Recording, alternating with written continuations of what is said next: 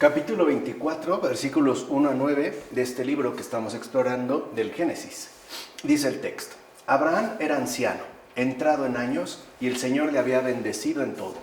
Abraham dijo al siervo más viejo de su casa, el que administraba todo cuanto tenía: Pon tu mano bajo mi muslo, que te voy a hacer jurar por el Señor, Dios del cielo y Dios de la tierra, que no buscarás para mi hijo una esposa de las hijas de los cananeos entre los que habito, sino que irás a mi tierra, a mi patria, y buscarás una esposa para mi hijo Isaac. El siervo le contestó: Bien, pero si la mujer no quiere venir conmigo a esta tierra, ¿he de hacer entonces volver a tu hijo a la tierra de donde saliste? Abraham le respondió: Guárdate de llevar allí a mi hijo, el Señor Dios del cielo, que me sacó de la casa de mi padre y de mi tierra natal, y que me habló y me juró diciendo: Yo daré esta tierra a tu descendencia. Él enviará a su ángel delante de ti, y encontrarás allí una esposa para mi hijo. Si ella no quiere venir contigo, quedas desligado de este juramento, pero a mi hijo no le lleves allí. Entonces el siervo puso su mano bajo el muslo de Abraham y le prestó juramento sobre estas cosas. Veamos. Cuando Abraham había alcanzado ya una vejez extrema, quiso preservar a Isaac de la mezcla con los cananeos. Y para llevar a cabo tal propósito, convocó al más sabio de sus siervos. ¿No es acaso buena costumbre acudir a los más sabios de entre nosotros para realizar nuestros debidos propósitos? Y observa también cómo Abraham incluye al Creador de todas las cosas. ¿No es pues el Dios del cielo y de la tierra el que está involucrado en nuestro respectivo proceder? No olvidemos que nuestras acciones abarcan la creación entera, como afirma Juan Crisóstomo en estas homilías sobre el Génesis. Y aquí de entrada ya podemos destacar tres cosas fundamentales. La primera es que ya la Escritura en estos versículos nos deja en claro que siempre las decisiones que tomamos deben de estar basadas en torno a la sabiduría, o sea, esa luz que nos viene de lo alto. Puede ser que esta sabiduría se obtenga mediante un ejercicio intensivo de oración o bien, lo que sería más frecuente, por medio de ir a consultar a, como dice Juan Crisóstomo, los más sabios entre nosotros. Porque una decisión tomada sin sabiduría será, a final de cuentas, una decisión que no estará basado en algo sólido y que además tendrá repercusiones importantes porque, este es el segundo punto, nuestras acciones nunca son acciones aisladas. O sea, no se trata de acciones que realizamos de manera desvinculada, sino que, por el contrario, tienen un ámbito de repercusión sumamente amplio. Recuerden cuando hablamos en filosofía católica de nuestra verdadera dimensión antropológica. Incluso, como ahí ya dijimos, no solo nuestras acciones van a tener una incidencia en un gran número de personas, sino que asimismo alcanzarán, por decirlo de alguna manera, el orden cósmico, es decir, la creación entera, dentro de la cual formamos parte. Y en tercer lugar, este es el punto fundamental, es que no olvidemos jamás que Dios siempre debe estar involucrado en todo nuestro respectivo proceder. O sea, no podemos dejar a Dios a un lado, aun cuando se tratara de las situaciones más básicas u ordinarias, ¿no? Tendemos en la modernidad a vivir bajo esta tiranía de la división, tanto al nivel intelectual, como ya lo demostró Michel Henry, como a nuestro nivel vivencial. O sea, solemos pues suponer que Dios solo va a ser involucrado para algunas cuestiones en particular, ya sea por la gravedad del asunto o por el interés que tenemos en realizar tal o cual cosa. Y lo que aquí se muestra, lo que aquí ya nos muestra de entrada, nos enseña estos versículos, es que no. O sea, es que debemos involucrar al Señor, Dios del cielo y de la tierra, en todo aquello que nosotros realicemos aquí, en este mundo. Ya sea desde una situación doméstica que puede parecer ordinaria hasta la toma de decisiones que pueden resultar mucho más llamativas quizá por las implicaciones o las consecuencias que de ahí se van a desprender. Entonces lo que nos enseña pues el Génesis es que el creyente, es decir, el hombre de fe, es aquel cuya vida está plenamente implicada con la propia voluntad de Dios. O sea, el hombre de fe es aquel que permite que Dios quede involucrado en todos y cada uno de los ámbitos de su propia existencia. Además, El modo en que es llevado a cabo el juramento, es decir, con las manos puestas en los genitales, implica lo siguiente. Al ver Dios que en el mundo se había deshonrado este miembro, Él mismo puso un signo de alianza sobre dicho miembro, de hecho, el más deshonroso de todos, para que se convirtiera en el más honrado de todos los miembros. Así pues, Dios no deja intacta la deshonra, sino que incluso la conduce a la debida honra, como afirma Efrén de Nisibi en el comentario sobre el Génesis. Y esto tiene a su vez un nivel espiritual. Significa que mediante este juramento, Dios deja en claro que aquel miembro más deshonrado, es decir, en este caso de la creación entera, o sea, el ser humano, no va a quedar en esta condición para siempre, sino que Él va a establecer una alianza por medio de la cual, incluso a pesar de esta deshonra, será conducido de nuevo a la humanidad entera hacia la honra que le había sido asignada desde el principio. Estamos hablando básicamente de nuestra condición encarnada. No, nosotros quedamos por el pecado en una deshonra ontológica. Bueno, por medio de la encarnación, entonces este miembro de la creación, el ser humano, que había quedado como el más deshonroso de todos debido a la gravedad de la caída en la que había incurrido, ahora va a ser reconducido mediante la alianza del Señor de lo más bajo a lo más alto. O sea, en pocas palabras, lo que debemos comprender es que Dios hace de lo más corrompido, y entiéndase por ello un pecador, una fuente renovada de alianza y bendición, es decir, un santo. Es aquí pues lo que ya se está manifestando. El obrar pues que Dios va a realizar sobre la tierra a partir de la fecundidad divina de la estéril, es decir, en este caso, de la iglesia. Bueno, dijo pues Abraham a su siervo: pon tu mano bajo mi muslo y presta juramento por el Dios del cielo y de la tierra. El bienaventurado Abraham no se equivocaba al mandar obrar a su siervo de esta manera.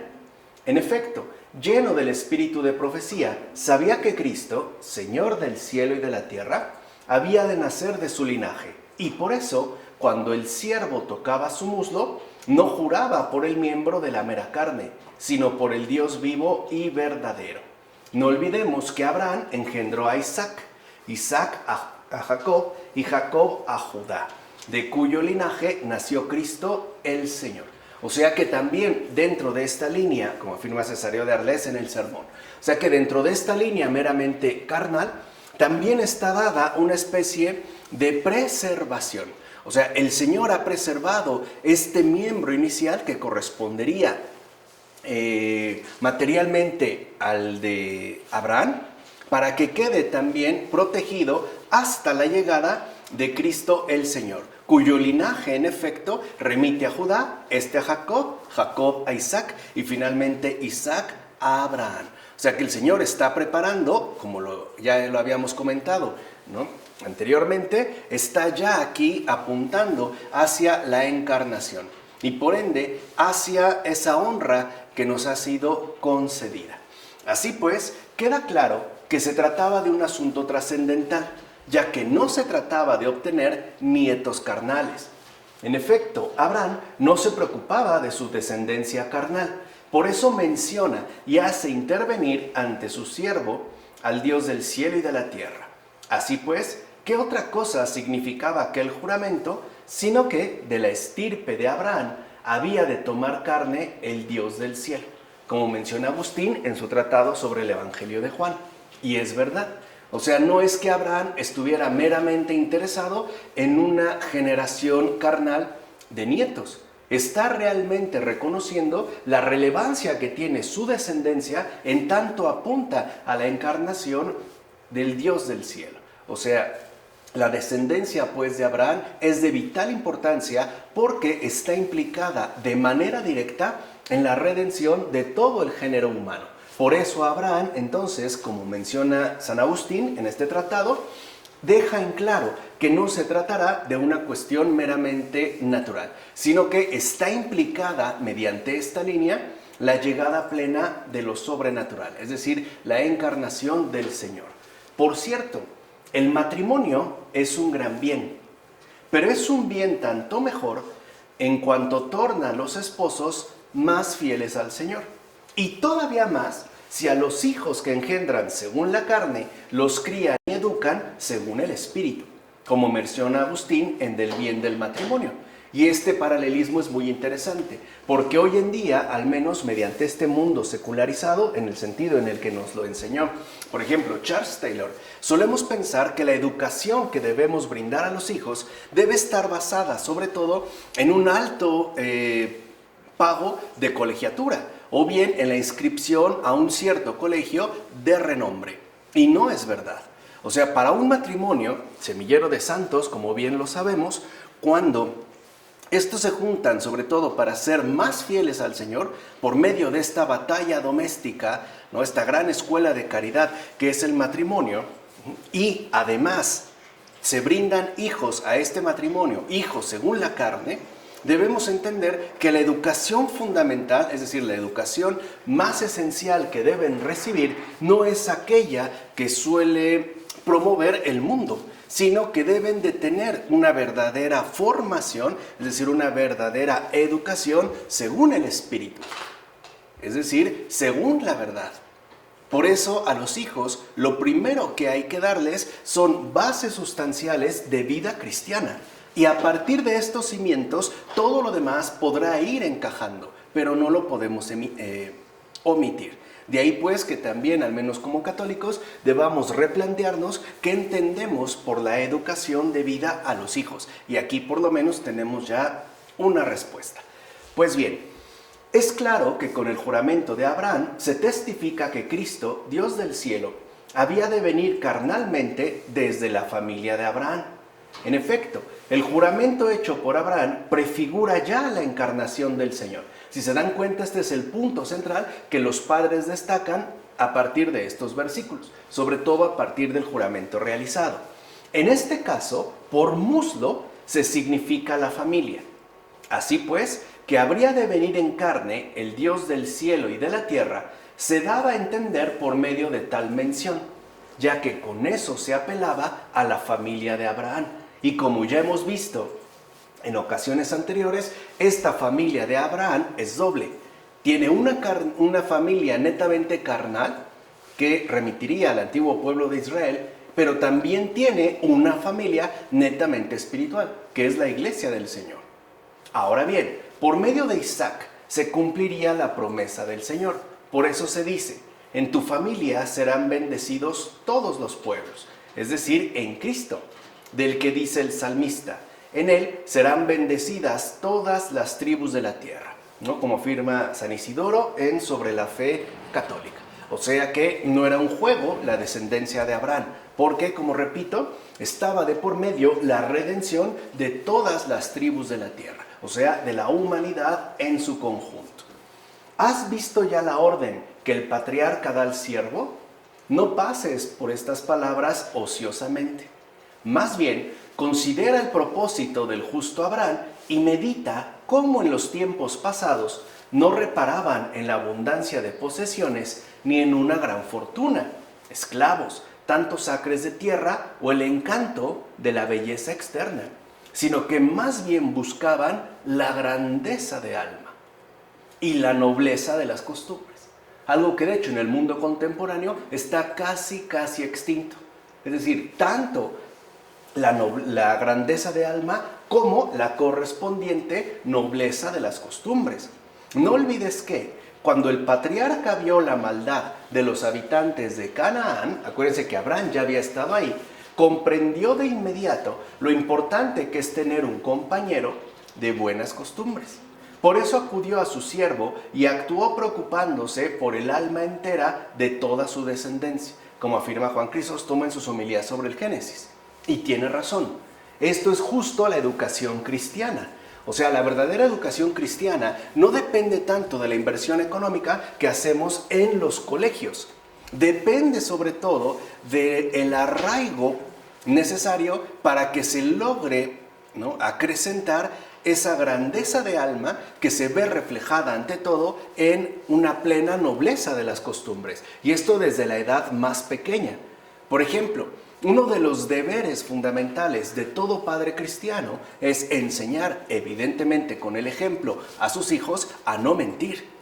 Esa es tiene que darse un compromiso definido con la verdad, aun cuando se tratara de un niño o de una niña en la más tierna infancia. ¿Por qué? Porque lo que se nos ha encomendado no solo son cuerpos, ante todo se nos han encomendado almas. La descendencia pues que se nos ha concedido tiene que estar basada en una educación que no pierda de vista para nada esa realidad sustancial de la que hoy se habla prácticamente muy poco, llamada alma. Por eso es tan importante, por ejemplo, el trabajo de la doctora Laura Bossi, Historia Natural del Alma, donde nos vuelve nuevamente a reactualizar en torno a esta cuestión, que hoy es por demás fundamental volver a tomarla en serio. De hecho, fíjense, esto es importante, y ahorita entendemos el porqué de la educación cristiana. A la persona de buenos propósitos, la persona que realmente ha sido cultivada en la nobleza de las costumbres, Dios mismo le garantizará la nobleza de alma de su descendencia a pesar de la maldad de los que le rodean, como afirma el propio Juan Crisóstomo. O sea que si nosotros realmente nos dedicamos con esmero a una adecuada educación cristiana, aun cuando el mundo esté completamente corrompido, Dios mismo preservará a esta alma de incurrir en tal corrupción, como Lot. Acuérdense, ya nos había dejado claro el Señor que sí es posible mantenerse en la virtud a pesar de que se viva en Sodoma, pues, por decirlo en pocas palabras. Y esa es una gracia. Los esfuerzos que nosotros hacemos por el bien del alma de los demás, por ejemplo, en este caso, por el bien de los hijos, no quedará sin la respectiva parte que Dios aporta, la preservación de la corrupción. O en términos más positivos, Dios mismo va a garantizar que esa nobleza de alma que se ha intentado transmitir se mantenga a pesar de la maldad circundante. Esto, vuelvo a insistir, creo que es como muy actual y muy fundamental para el mundo contemporáneo. Entonces, esto nos enseña a poner nuestra confianza en aquel que, siendo Dios, puede mantener el alma recta hasta el final a pesar de todo. Cosa que, humanamente hablando, nosotros no podemos. Por ejemplo, ¿cuántas veces nos esmeramos en que nuestros hijos se mantengan en una cierta rectitud y vemos que no ha habido resultados? Incluso podemos experimentar dolorosamente que nuestros hijos, o al menos algunos de ellos, se han desviado del camino. Lo primero que ocurre es una frustración tremenda, ¿no? Hay un dolor intenso en el corazón del padre o de la madre, porque no ha logrado mantener esta rectitud de alma. Pero lo que olvidamos es que al final está más allá de nuestras propias posibilidades. En todo caso, el único que puede garantizar la preservación de la nobleza de alma es Dios mismo. Por eso los hijos, desde recién nacidos, incluso desde antes de nacer, desde que están en el vientre, tendrían que ser consagrados al Señor e incluso a la Virgen María. Con esto reconocemos en humildad, por un lado, nuestra impotencia y por otro lado, la grandeza de Dios para realizar estos prodigios. O sea, que un alma, si lo quieren ver en términos más sencillos, se conserve humana a pesar de tanta inhumanidad circundante. Y no es necesario hacer un rito especial o sobresaliente. Basta con que la pareja se presente delante del Señor, delante de la Virgen y del corazón, consagre sus hijos a ese cuidado que nosotros en definitiva no vamos a poder dar. En efecto, con este pasaje de la Escritura se nos enseña que el Dios del cielo y de la tierra es quien dirige de manera conveniente el rumbo de todos aquellos que a Él se encomiendan, ya que Él muestra una preocupación constante por sus servidores. Y aquí está la clave. No es a veces que, Dios nos desproteja, es que no le hemos permitido un obrar libre en nosotros, o por ejemplo en nuestros hijos, simple y sencillamente porque no nos hemos encomendado a Él, o no les hemos encomendado a Él a nuestra respectiva descendencia, ¿no? Hemos preferido hacerle a un lado y obrar según nuestros respectivos criterios. Y recordemos que el Señor no es desatento, ya lo habíamos dicho hace un tiempo. Dios es todo un caballero, a tal grado de que a todos aquellos que en efecto se manifiesten como reales servidores suyos, Él mantendrá una preocupación constante en base sobre todo a la nobleza del alma y en orden a la salvación, lo cual no excluye evidentemente la dimensión material. ¿O no es verdad que fue Dios mismo quien mandó un ángel por delante del siervo de Abraham?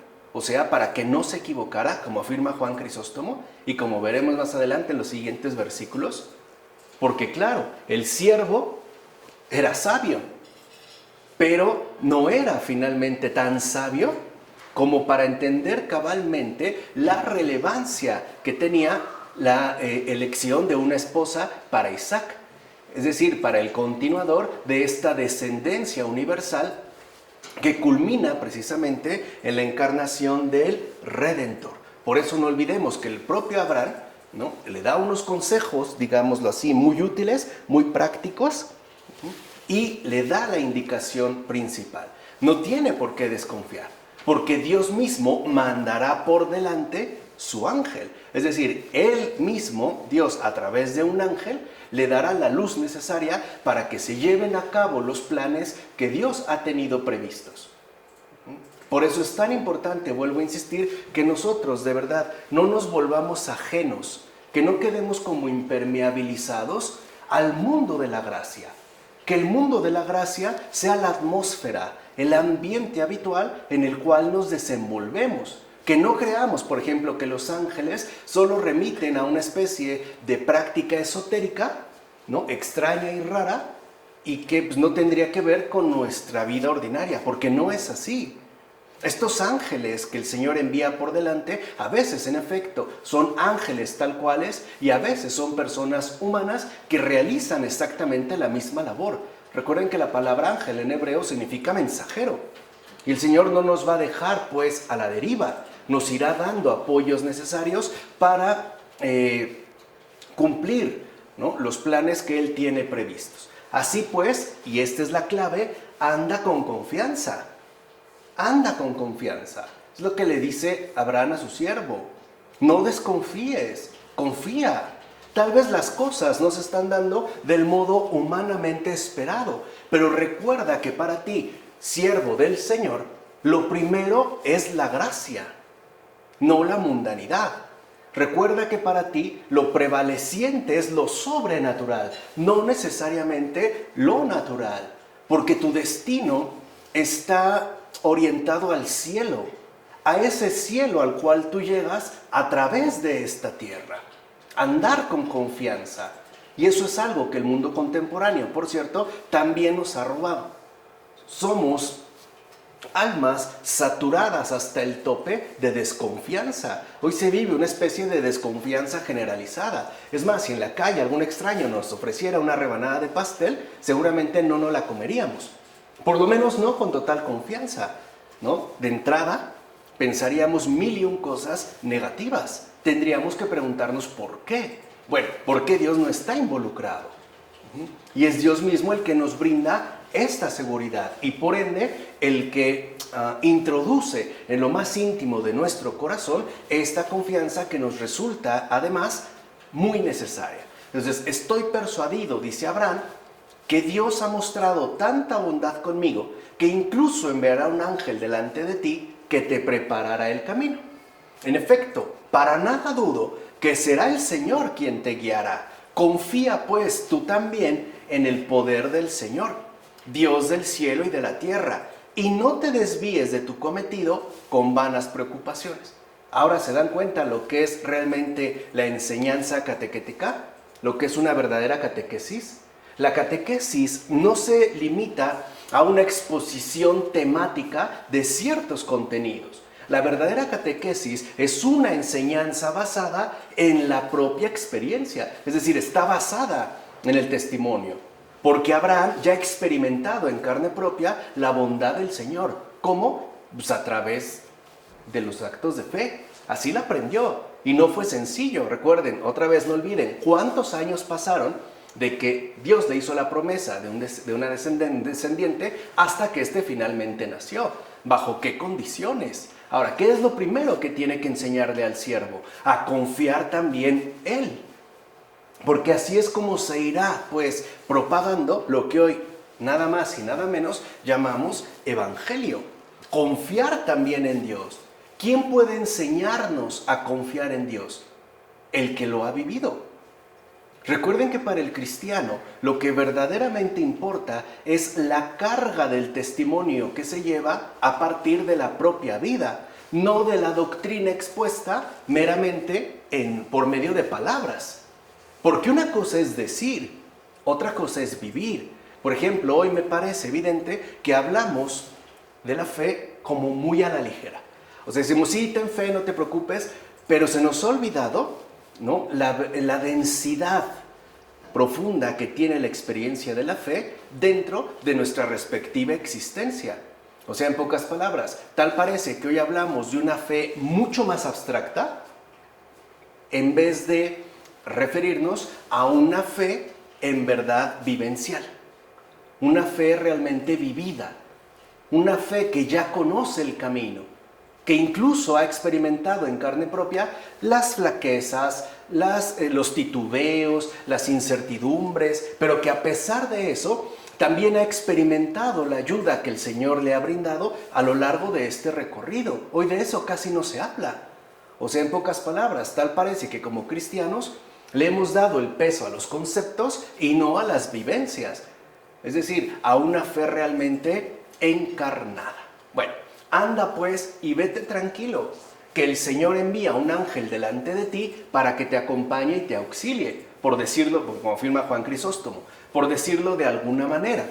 Abraham le está también ahora enseñando a su siervo a familiarizarse con el mundo de la gracia de Dios, con la aparición de ángeles, con esas manifestaciones de luz que el Señor nos envía para no desviarnos del camino. O sea, la gracia de Dios, pues, siempre nos acompaña y marcha a nuestro lado. No podemos de ninguna manera dudar que Dios, por ejemplo, nos va a abandonar, incluso si cometiéramos algún tipo de equivocación. Esa es una idea, además, muy diabólica, porque atenta contra el corazón mismo de la verdad. Dios ha hecho una alianza con nosotros. Y esa alianza es inquebrantable, esa alianza se mantiene, pase lo que pase. Y no es que Dios nos prive de su gracia, es que nosotros mismos le hacemos más difícil el hecho mismo de recibirla.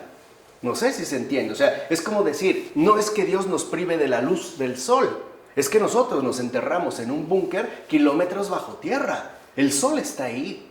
No es que la gracia no llegue, es que nos incapacitamos nosotros mismos para poder recibirla.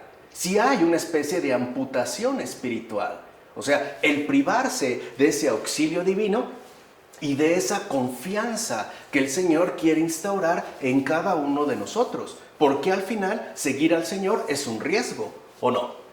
Le dice a Abraham que salga de su tierra. ¿A dónde? No sabe. José y María también tuvieron que salir de su país, a Egipto. ¿A dónde? No saben. Lo mismo nosotros. A veces el Señor nos solicita algo y no tenemos claro, primero, de qué se trata, ni cómo realizarlo. Bueno, se nos invita a aceptar de corazón ese riesgo de la fe. Tal vez sí, con incertidumbres, con temblores, con miedos, está bien, pero eso es normal. O sea, eso es lo que quiero que entiendan, es normal. Puede haber incluso cierto nerviosismo, pero lo que no, digamos, puede haber, o sea, aquello que el cristiano no puede darse lujo es de desconfiar. Eso sí no, porque el Señor no está jugando con nosotros. El Señor está comprometido con nosotros y por ende nos debe de quedar muy muy claro que el Señor siempre nos acompaña y marcha a nuestro lado, y más aún cuando hemos mostrado un gesto de obediencia y por ende al menos un deseo sincero de ser fieles servidores suyos. ¿De acuerdo? Así llegamos a este capítulo 24, a los versículos 10 a 14. ¿Qué dice ahí el Génesis? Después, el siervo tomó 10 camellos de su señor y partió llevando con él todo lo mejor de su señor. Se puso en camino y fue a Naharaim, la ciudad de Nahor.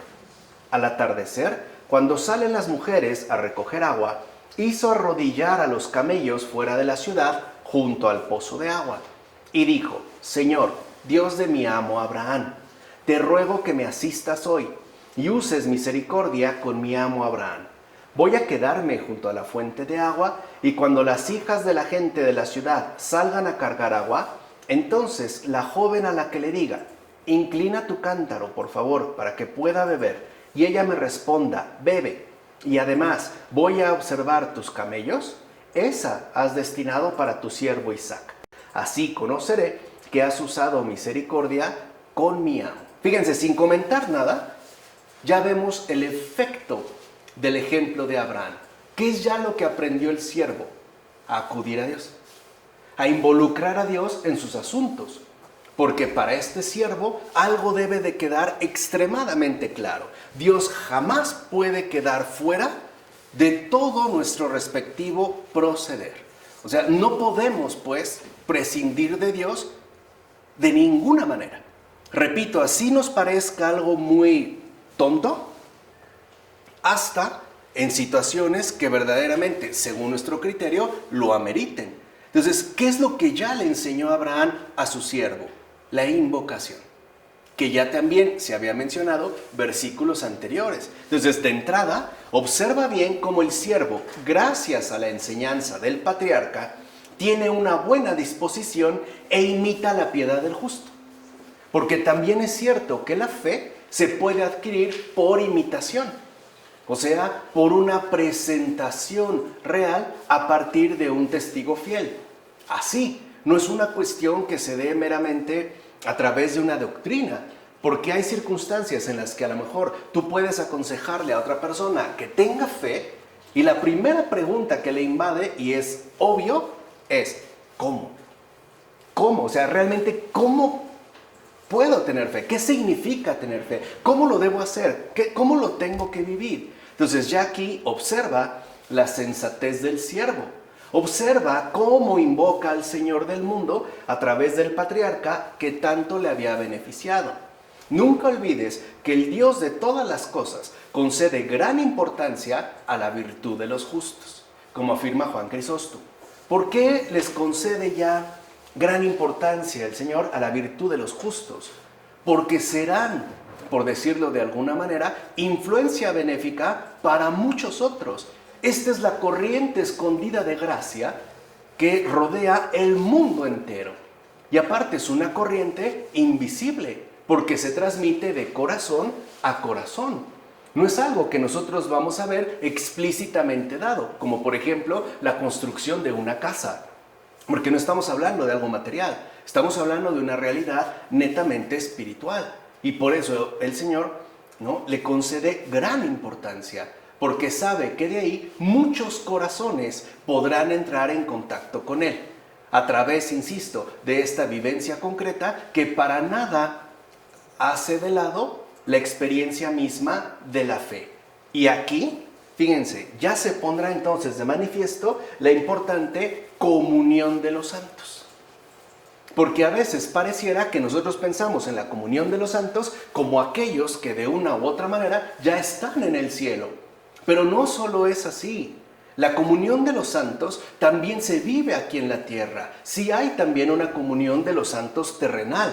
Hay una vinculación de corazones. Hay un fluido de gracia, una red, literalmente, de servidores del Señor que se va extendiendo de manera paulatina, pero realmente eficaz. Esta red está conformada por aquellos corazones que al menos hacen el intento de mantenerse fieles a la voluntad de Dios. O sea, no es pues que los santos hayan sido, por ejemplo, una mera invención de la iglesia. No son más que la materialización de aquello que desde el Génesis, ¿no?, ya se nos está presentando. Ahora, considera la prueba del siervo. No quiere tomar como esposa para su señor Isaac más que a una virgen hallada digna. Y no solo virgen, sino de alma igualmente bella, es decir, fiel en sus respectivos deberes. Ahora bien, tenemos que pensar que un hombre rico, como el padre de Rebeca, ¿no tenía brazaletes y pendientes que dar a su hija? ¿Acaso debemos suponer que era tan grande su negligencia o su avaricia como para no poder dar a su hija con qué adornarse? Lo que sucede es que Rebeca no quiere embellecerse con el oro de Betel, ya que no le convienen los adornos de un hombre bárbaro e ignorante. En todo caso, busca más bien las joyas, entiéndase, las virtudes en la casa de Abraham. ¿O no es verdad que el alma encuentra sus debidos ornamentos en la casa del sabio? Por consiguiente, las orejas de Rebeca no habrían podido recibir su ornato si no hubiese venido el siervo de Abraham para adornarlas. En efecto, ella quiere recibir en sus oídos palabras de oro, pero no habría podido obtener ni merecer estas cosas si antes no hubiese venido al pozo a sacar agua.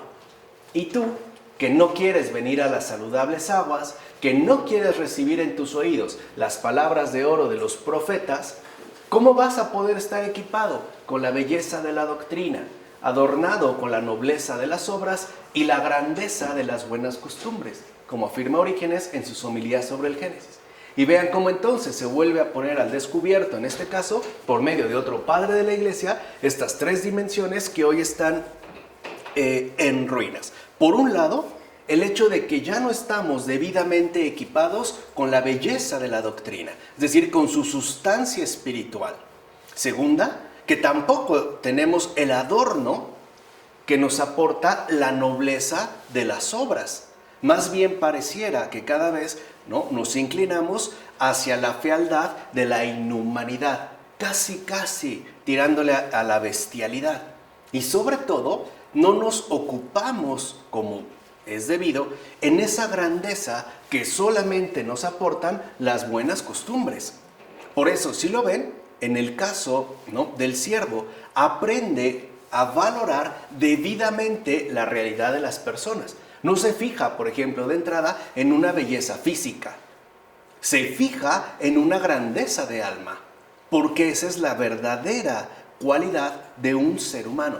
Todos sabemos que la belleza, por muy llamativa que sea, se marchita. La grandeza de alma jamás. Esa no se pierde, ¿eh? Cuando una persona ha cultivado en serio la grandeza de alma, no se doblega. Porque, como ya vimos, Dios mismo se encargará de que esa preciosa flor no sucumba, aun cuando esté rodeada de malezas ponzoñosas o de circunstancias dañinas. No lo va a permitir en base, a su gracia y a su bondad. Entonces nosotros realmente también deberíamos cuestionarnos en algún momento cuáles son mis verdaderos adornos. O sea, cuando nosotros seamos llamados ante el Señor, vamos a llegar con adornos. ¿De qué tipo? O sea, ¿van a ser realmente estos adornos? Es decir, las verdaderas joyas. ¿Vamos a llegar engalanados de virtudes? ¿O por el contrario, vamos a llegar saturados de vicios y pasiones? En el sentido de los padres de la iglesia. Pero con algo hemos de llegar. Por eso es tan importante que nosotros no descuidemos, vuelvo a insistir, la necesidad de cultivar desde la más temprana edad la nobleza de las buenas costumbres, o sea, la grandeza de alma. Observa entonces la sagacidad del siervo de Abraham, que conocía bien la hospitalidad de este patriarca. ¿Ven cómo esos criterios los ha adquirido de la ejemplaridad de Abraham? Es decir, de su trato con él, de su convivencia con él. Por eso convenía que la joven que habría de ser elegida tuviera cualidades semejantes a las del justo. En efecto, el enviado solo desea descubrir a la joven indicada por su carácter hospitalario y no necesita ninguna otra prueba, ya que con eso se manifiesta la generosidad del carácter. Solo con eso, no se necesita más. Cuando una persona... Ella mostró mucha caridad al dar a los camellos también. Sí, lo veremos adelante. Sabemos que en este primer momento, con eso, ya se manifiesta generosidad del carácter. O sea, ahí hay un tesoro. Ahí realmente hay un tesoro. Si una persona no tiene este carácter hospitalario, si una persona es envidiosa, por ejemplo, ahí no hay un tesoro, ahí hay un veneno, que además hará muchísimo daño. Si no se manifiesta esta generosidad del carácter, algo grave está pasando en esa alma. Por eso, fíjense, con su ofrecimiento de ir a cuidar también a los camellos, dio muestras suficientes de que era la persona conveniente, o sea, una persona con suficiente nobleza de espíritu. Y ahí está la diferencia, como bien lo notó Juan Crisóstomo. Tenemos que comenzar por la nobleza de alma, las buenas costumbres, y por medio de este itinerario alcanzar ahora la nobleza de espíritu. ¿Y qué es realmente la nobleza de espíritu? La caridad. No hay otra vía. No es que nosotros nos debamos conformar con lo mínimo. De hecho, tendríamos que aspirar siempre a lo máximo. Y lo máximo en esta línea no es solo darle de beber a uno, es darle de beber a todos aquellos que le acompañen. Ahí es donde ya alcanzamos la nobleza de espíritu, es decir, el ejercicio de la caridad. Pero uno no llega a la nobleza de espíritu si no ha desarrollado debidamente la nobleza de alma. O sea, eso es lo que nos enseñaron, ¿no? La terapéutica de las enfermedades espirituales, los padres de la iglesia. Uno no va a llegar a la salud si previamente no ha superado la enfermedad. Y hoy lo que queremos es como brincarnos pasos. Queremos, por ejemplo, que nuestros hijos sean muy caritativos cuando ni siquiera les hemos enseñado a ser generosos. No lo conseguimos. No es una cuestión que se dé en automático. Piensa pues, querido hermano, que esta mujer ofreciera agua de beber a un completo desconocido para ella y que incluso se ofreciera para dar de beber a todos los camellos, era muestra clara de la nobleza de su alma. Ahora bien, ¿por qué me refiero a la simple donación de agua? En efecto, a veces sucede que algunos se aproximan a los que llevan antorchas para pedirles que esperen un poco a fin de que puedan encender sus lámparas y no acceden a tal petición. Y eso que aunque fuesen miles los que encendieran sus lámparas, el fuego jamás se agotaría. Pues bien, una mujer, por el contrario, que portaba un cántaro sobre sus hombros, no solo no se enojó por lo que se le pedía, sino que incluso sobrepasó con generosidad la petición que se le hiciera llegar. Ahora entendemos por qué Jesús va a decir, al que te pida el manto, dale también la túnica. ¿Quién hace eso? El que tiene nobleza de espíritu. Ya no solo nobleza de alma. ¿O no es verdad que por propia iniciativa se apresuró también a dar de beber a los camellos? Como afirma igual Juan Crisóstomo. Entonces, ahí se trata de un sobrepasar, no de un limitar, no de un cortar, al contrario, manifestar pues esta nobleza de espíritu que se ve reflejada en la grandeza plena de la caridad. Ahí es donde se empieza entonces a experimentar la verdadera comunión de los santos. Es un lazo invisible entre corazones generosos, entre corazones que sobrepasan las peticiones que se les hacen llegar. Observa pues cuán grandes cosas suceden junto a las aguas, para que tú también te sientas invitado a venir todos los días a las aguas del Verbo, como hacía Rebeca. Entonces se dirá de tu alma, es una joven muy bella, una virgen a la que ningún hombre ha conocido. Esta es la indicada, como afirma Orígenes en las homilías sobre el Génesis. Ahora bien, en la medida de nuestras posibilidades, consideremos esto brevemente. El bienaventurado Abraham, cuando envió a su criado a que tomara esposa para su hijo, ostentó la imagen de Dios Padre. Y su criado designó una profecía. En efecto, cuando Abraham envió a su criado a una tierra lejana para que tomara allí esposa para su hijo, se indicó que Dios Padre enviaría la palabra profética por toda la tierra a buscar esposa, es decir, la Iglesia Universal para su unigénito, como afirma Cesáreo de Arles en su sermón. Vemos pues que una mujer anuncia la buena nueva de Cristo, una mujer cuya alma fue la indicada, es decir, la Virgen María. También ya se está hablando pues de la Virgen María, y vean de qué manera tan sutil, tan sencilla, nada ostentosa, como se dio cuenta muy bien Orígenes en su comentario al Evangelio de Juan. Este anuncio pues dado ¿no?, de ir a buscar a la mujer indicada a tierras lejanas, era también lo que iba a hacer el Señor.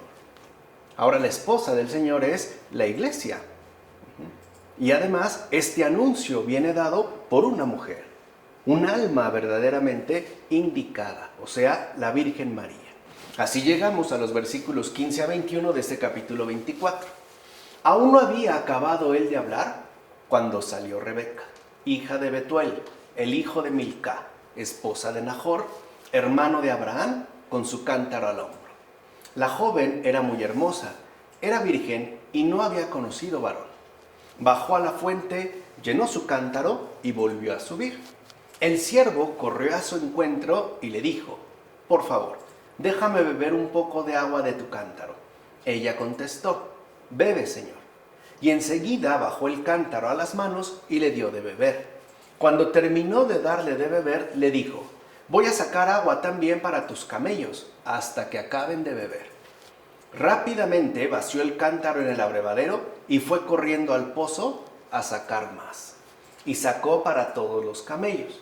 El hombre le miraba en silencio, hasta saber si el Señor había dado éxito a su viaje o no. Estas narraciones son una instrucción para las almas, es decir, una doctrina espiritual que te instruye y te enseña a venir diariamente a los pozos de las Escrituras, tal y como hacía Rebeca. Ella, en efecto, no se hubiese unido en matrimonio con un gran patriarca como Isaac si no hubiese sacado esta agua, y además con tal cantidad que pudo asimismo abrevar a los camellos. De hecho, Cristo quiere desposarte con Él también a ti. Y porque quiere en efecto desposarte con Él, te envía por delante a este siervo. Dicho siervo es la palabra de los profetas. Así pues, si antes no acoges esta palabra, no podrás unirte en matrimonio con Cristo. Ahora bien, debes saber que nadie acoge la palabra profética sin ejercicio y sin conocimiento, ya que solamente la acoge el que sabe sacar agua de lo profundo del pozo. Y además, sabe sacarla en tal cantidad que incluso basta para dar de beber a los que parecen irracionales y perversos. De ellos son figura los camellos.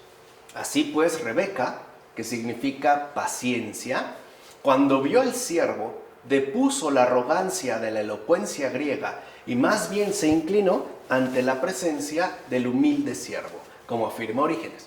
O sea que en la pura reacción de Rebeca ya vemos justo lo importante, cómo esta grandeza de alma se verá reflejada sobre todo en la humildad, en el hacer de lado la arrogancia, que nos puede llevar incluso a despreciar al prójimo, bien porque no lo conocemos, porque no nos agrada, porque no le soportamos, etc. O incluso una arrogancia que en realidad se ve mediante la ausencia de paciencia. Por ejemplo, en el mundo contemporáneo es muy común tener siempre a la mano un pretexto. Nunca tenemos tiempo, siempre se nos hace tarde, siempre estamos metidos en mil y un cosas. Pero eso es arrogancia. O sea, esa es justo la arrogancia de no tener la disponibilidad para acudir al pozo. Porque ahí se ve cuáles son entonces nuestras prioridades. De hecho, llegamos a sacar agua y llegamos tarde. No nos damos prisa. ¿Vieron qué hizo Rebeca? ¿No? Y de inmediato se fue a... Para nosotros no. Para nosotros las cosas importantes pueden esperar. Esa es la arrogancia. O sea, el pensar que nosotros tenemos asuntos o bien más importantes, o bien que no valdría la pena, por ejemplo, dejarlo todo por irnos a ese pozo. Y además, ir y sacar agua en tal cantidad que incluso sobreabunde para darle de beber a todos aquellos que al menos en principio pareciera que no la van a recibir. Los irracionales y perversos, como menciona Orígenes. O sea, nosotros realmente, si nos acercamos a las Escrituras, tenemos que salir empapados como esponjas.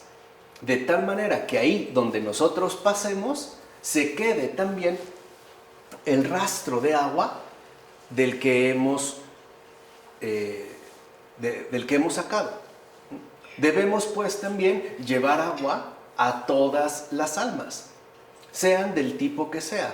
Pero para hacerlo, primero tenemos que estar nosotros inundados, literalmente, ¿no?, de esta palabra. Bueno, por otra parte, lo mismo que el criado de Abraham trae esposa a Isaac, así la palabra profética invita a la iglesia de los gentiles a ir desde tierras lejanas al verdadero esposo que es Cristo. Pero ¿dónde se encuentra aquella esposa que debe unirse a Cristo? ¿Dónde será sino en el agua?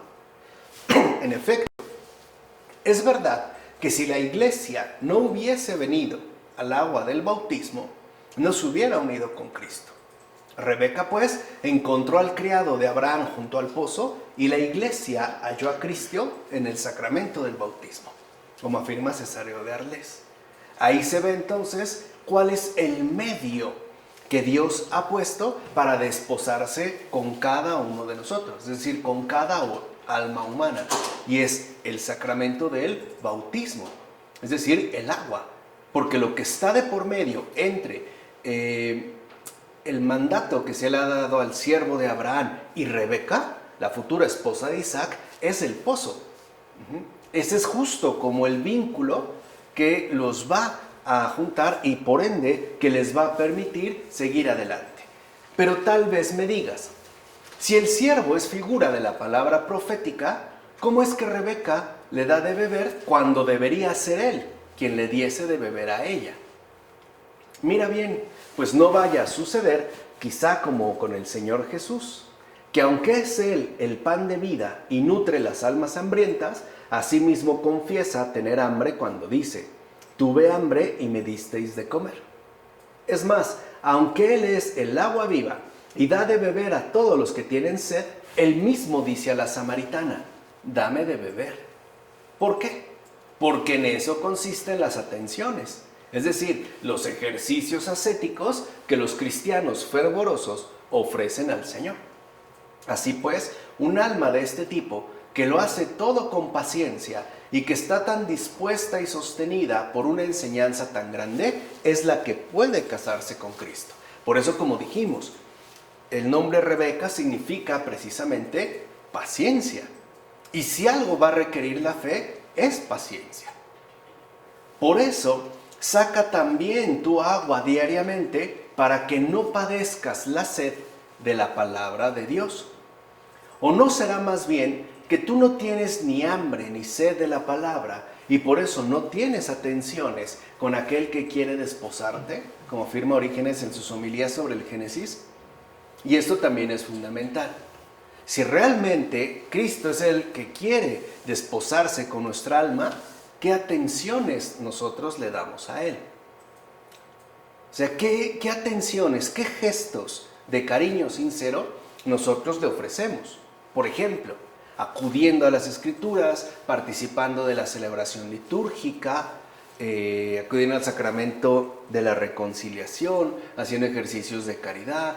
No tanto por quedar bien con los demás, ni siquiera, ¿no?, por esa sutil arrogancia de sentirse a gusto uno mismo. No, por atención al Señor. ¿Cuáles son, pues, los detalles que en mi vida cristiana le ofrezco a Jesús? ¿Cómo le muestro mi amor? A Él, o sea, a Él que me ha convocado a desposarse conmigo. ¿Cómo le muestro realmente mi amor? ¿Cuáles son esos gestos? No dependerá, si ustedes lo ven, de situaciones meramente externas, sino que tendrá que ver con la disposición interna, es decir, espiritual, que cada uno de nosotros posea. Ahora bien, ¿qué significa que en relación a una virgen se haya añadido que ningún hombre haya tocado? ¿Hay acaso alguna virgen a la que un hombre haya tocado? Yo pienso que se trata de lo siguiente. Como Cristo es llamado esposo del alma y ésta se une a Él cuando viene a la fe, así es contrario a Él el hombre que desposa el alma cuando ésta se vuelve a la incredulidad. Así pues, no basta la castidad corporal, ya que también es fundamental la castidad espiritual. En efecto, puede ser que uno sea corporalmente virgen y que conociendo al pésimo marido, es decir, al diablo, acoja en su corazón las infidelidades venidas de él y por tanto pierda la castidad del alma.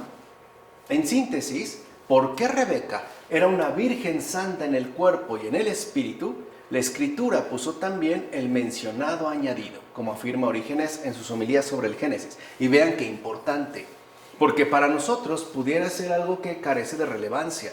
Y no obstante, con ello se apela justamente a la necesidad de mantener y preservar intacta la castidad espiritual. O sea, nosotros no le podemos ser infieles al Señor.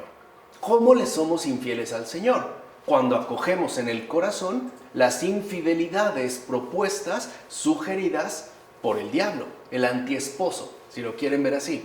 Aquel que no busca realmente la felicidad del alma, sino su ruina, y además su ruina total. Por eso, no solo debemos de insistir en la necesidad e incluso en la relevancia de la castidad corporal, sino que también debemos nosotros fomentar la castidad de alma, que si lo ven, también es parte pues de la verdadera educación cristiana. Por otra parte, observa bien el celo que mostrará Rebeca. En efecto, como bien sabemos, se apresuró y vació el cántaro y corrió al pozo. Con esto se pone de manifiesto la extraordinaria diligencia de aquella muchacha, pues ni lo rehúye porque no lo conoce, ni con la excusa de ser prudente rehúsa su petición. Observa pues cómo, pese a sus años, posee ya una impecable sencillez, una gran humildad y una sobresaliente hospitalidad. ¿Qué riqueza podría ser más estimada que esta? ¿Acaso hay algún tesoro que pueda considerarse preferible a este modo de ser? Por supuesto que no. Este es el tesoro invaluable que jamás se consume. Por eso les decía, esto también nos debe de hacer pensar a cada uno de nosotros qué es realmente, o cuál es, mejor dicho, el tesoro que nosotros queremos transmitir a nuestros respectivos hijos. ¿De qué riqueza se trata? ¿Es una riqueza basada en un impecable modo de ser? ¿O por el contrario, es una riqueza material sometida tarde o temprano a la desaparición, incluso a la corrupción? ¿Cuál es pues el tesoro invaluable que nosotros queremos legar a nuestros hijos, incluso a la gente que nos rodea? Creo que estas tres características serían como muy importantes, ¿no?, de inculcar en el alma.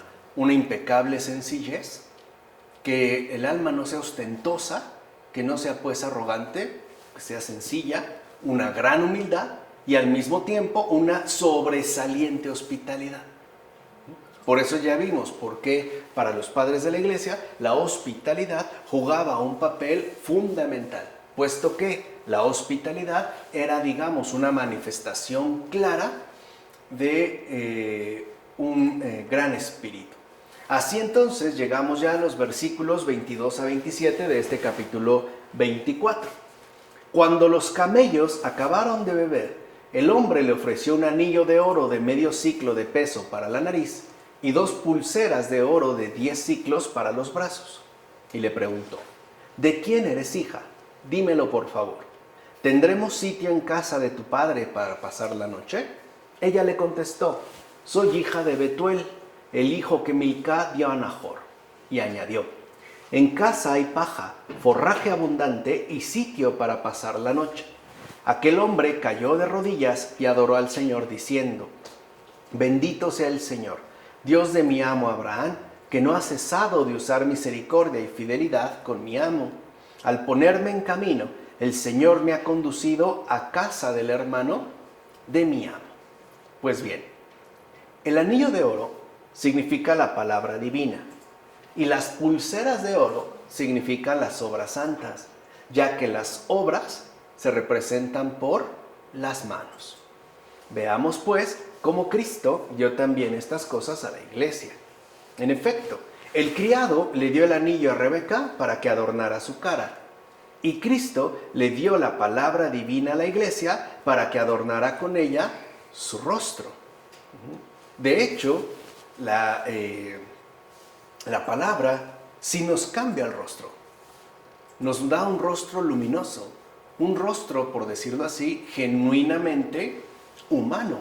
Y eso que estamos hablando, en este caso, nada más del anillo, tal y como hiciera el criado de Abraham con Rebeca.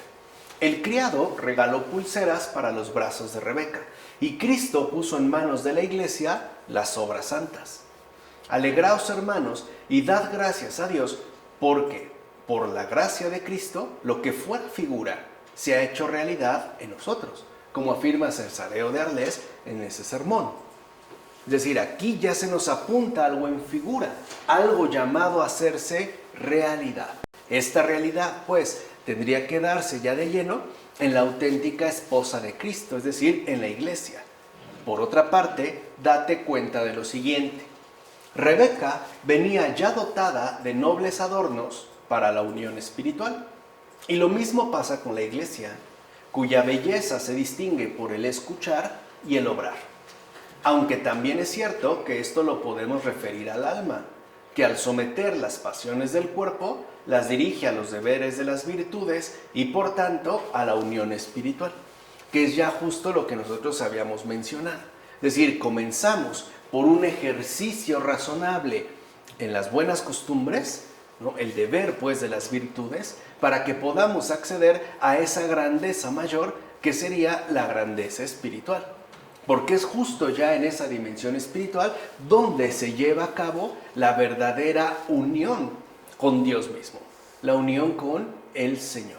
Ahí se alcanzaría pues ese grado máximo de perfección. Ahora considera la respuesta de Rebeca cuando el siervo le pregunta si hay un lugar en su casa y de quién era hija. Ella de inmediato menciona a su padre y a su abuelo.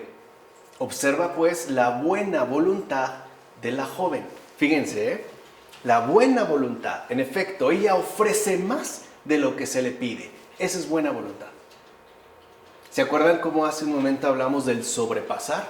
O sea, una persona de buena voluntad es la que ofrece más de lo que se le pide. Esa es buena voluntad.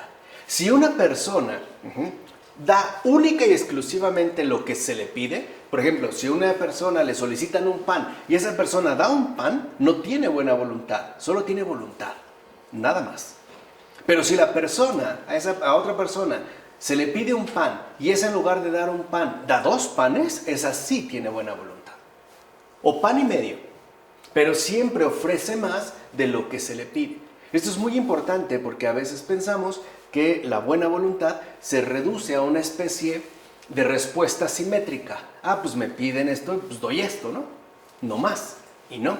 O sea, la verdadera buena voluntad es aquella que ofrece más de lo que se le pide.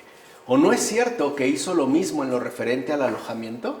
¿Se acuerdan? Primero no solo le ofrece de beber a él, también ella misma, ¿no? Por propia iniciativa, dice que va a ir y darle de beber a los camellos hasta que prácticamente dejen de beber, o sea, hasta que su sed quede colmada. Bueno, ¿no hace lo mismo con el alojamiento? Cuando dice, sí, mira, hay forraje sobreabundante, hay esto, hay el otro, tal cual. Por eso el criado quedó sorprendido. Es decir, se dio cuenta que el Señor se había manifestado ante él. Y aquí está la otra clave fundamental. Dios, en efecto, se hace siempre presente con un gran favor concedido, o sea, con la sorprendente manifestación de su providencia. Por eso es tan importante la buena voluntad, que espero que ya haya quedado clara. Porque ahí donde hay buena voluntad, es decir, ahí donde se ofrece más de lo que se pide, ahí se hará presente la providencia de Dios. Ahí pues se dará una clara manifestación de su bondad, de su presencia pues real en este mundo. Por eso entonces de ahí es donde proviene la verdadera importancia de la buena voluntad. O sea, si nosotros pues no tenemos realmente buena voluntad, entonces Dios pasará de incógnito. Será un Dios concepto, un Dios de palabra, pero no un Dios vivo de testimonio, que se expresa, que se pone al descubierto ¿no? Por medio de los gestos y por medio de nuestras respectivas actitudes ante las situaciones diversas que la vida misma nos va poniendo. ¿De acuerdo? Hasta aquí le vamos a dejar, sobre todo porque hay como una secuencia importante para tener presente y ya de ahí seguir en adelante con esos otros versículos que van a insistir ya en otra dimensión. Pero creo que con ello pues ya tenemos por lo menos algo de agua que ciertamente no es indicación de que ya tenemos suficiente. Tendríamos que volver a ir y tratar de sacar siempre más y más de esa agua, sobre todo pensando en aquellos que tanto la necesitan en estos momentos. Y ojalá nos atrevamos a pedirle a Dios que nos conceda la gracia de tener buena voluntad, siempre pase lo que pase. En nombre del Padre, del Hijo, del Espíritu Santo. Amén.